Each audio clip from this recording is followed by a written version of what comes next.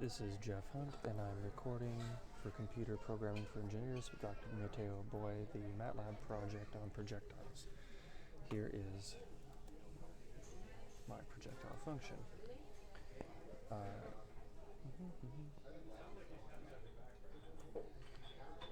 It has the basic inputs, initial position, initial velocity, angle of launch in degrees, gravity, which you can set yourself, sample rate in seconds per sample, so you can set it to have quicker or slower samples, range of angles plotted, so you can have them more or less based on your desires. And for reference, I included the gravity on various planets throughout the system, including the sun.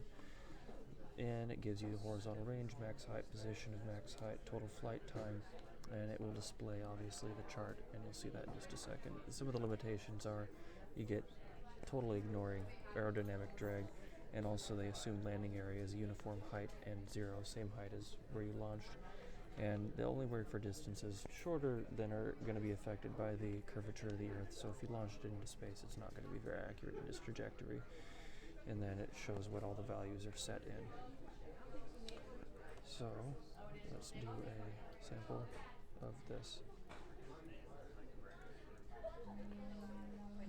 So the trajectory for this one is displayed in the graph, and horizontal range is also the title of the chart.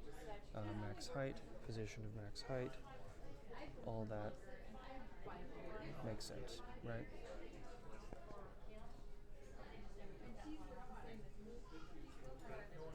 Now, this one has a much more rarefied sample set. Obviously, it's almost difficult to see. And so then you have a larger range of angles as well. So I set 15, which means that there's 15 degrees between each of these graphs, and then 100. So that means that the time is still at zero because it starts when it launches, but the horizontal range and the position of max height look a little funky because the position starts where you set it at 100, and so it's very different than it would be normally. It would normally be half of the horizontal range. And that is my function. Hopefully it's not too late and I can still pass this class. Woo!